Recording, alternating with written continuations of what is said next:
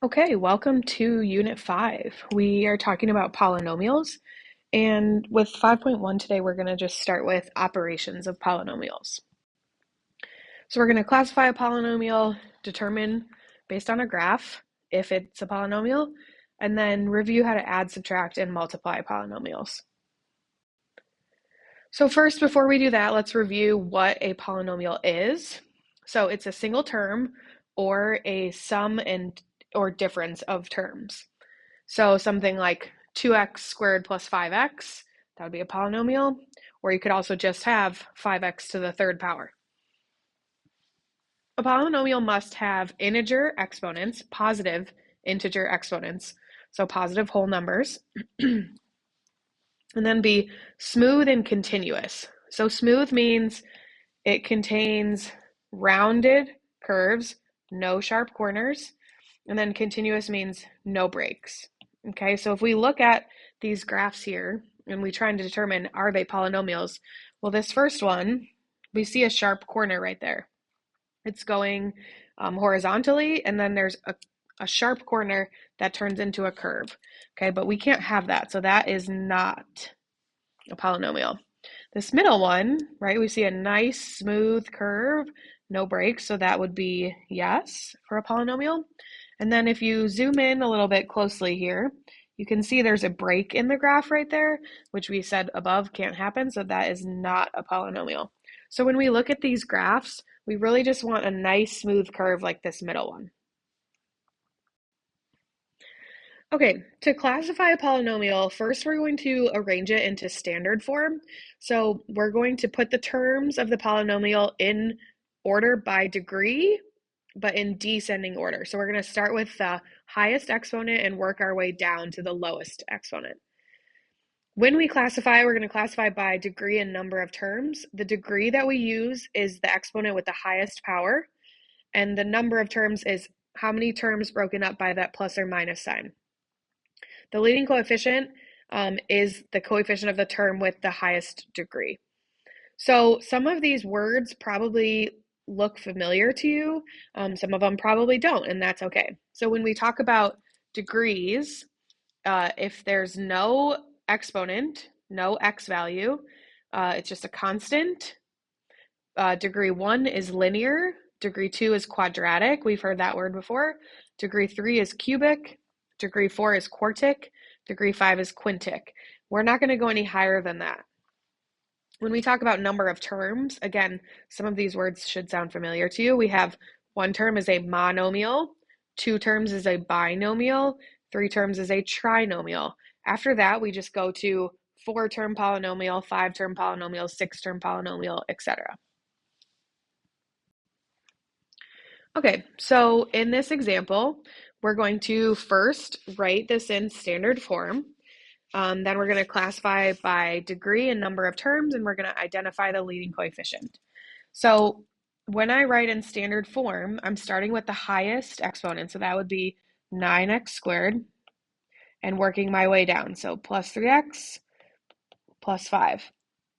Okay, so this is the term that I'm going to look at when I talk about the degree. So the highest degree there is 2, so that's a quadratic. There's the terms are how many things broken up by plus or minus. So we have 1, 2, 3 terms, so that's a trinomial. And the leading coefficient is that number out in front of the x squared term, so that would be 9. Okay, let's look at another one. Same thing, we're going to start with the highest degree, which in this case is just 9x, and then we have a negative 3. When we talk about our terms here, the sign is what's to the left of that term. That's the sign that we use when we're rewriting in standard form. So the 3 has to stick with that negative sign, whereas the 9x is actually positive. So 9x minus 3 is standard form. This is our leading term. So degree is 1, which is linear. There's 2 terms, so that's a binomial. And then again, my leading coefficient is the number in front of that x, which is still 9.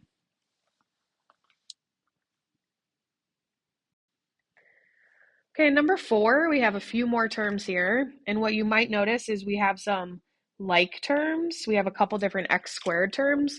So when we go to put this in standard form, we need to make sure that we combine those like terms. So again, starting with the highest exponent, which would be x to the 4th, I have no x to the 3rd term, but I need to combine my 10x squared and my negative 6x squared, so that would be plus 4x squared. Then I have the plus 4x, and then I have minus 12. So when we look at classifying, we're starting with, again, the highest degree, that is 4. So that is a quartic, not to be confused with quadratic, which is 2, quartic. We have 1, 2, 3, 4 terms, so we just call that a 4-term polynomial.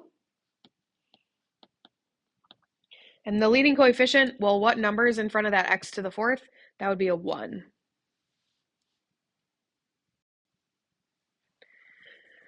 Okay, these next few examples, we're just going to review these polynomial operations. So when we're adding these two expressions together, we're just looking for like terms. And I'm also going to still try and think about standard form as I do this. So I'm going to always start with my highest exponent and work my way down. So I have a 7x to the 4th.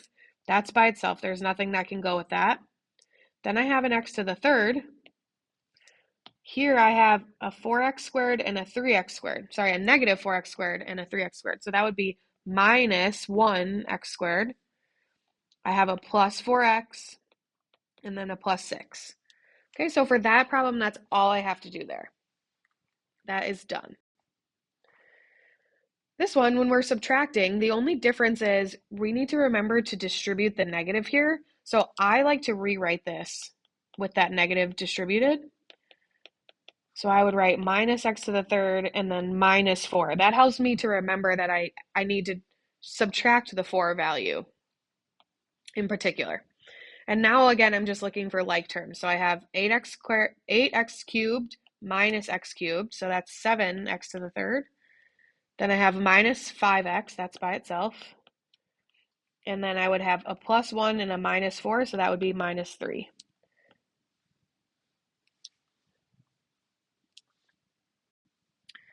Okay, now when I multiply, when I add and subtract, the exponents don't change. We're just really looking at the coefficients in front of those values. When I multiply, I am thinking about the exponents. So the exponent has to increase when I multiply.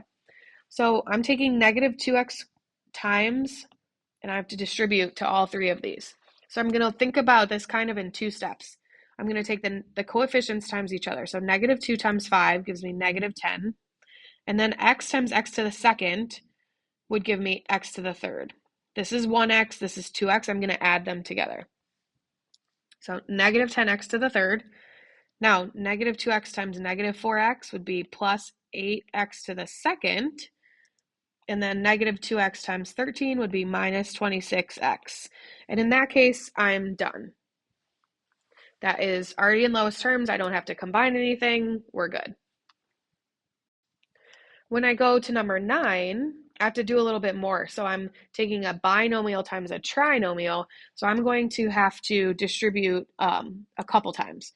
So I'm going to take my 2x times 3x squared. So that is 6x to the 3rd. Times x would give me plus 2x squared. Minus 5 would give me minus 10x. And then I'm going to take this negative 7 times all 3 terms as well.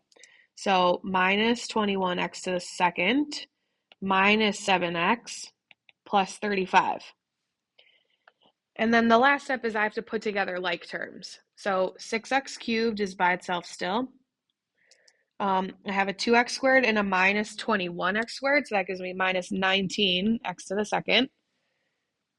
I have a negative 10x and a negative 7x, so that gives me minus 17x, and then plus 35 still is just on its own.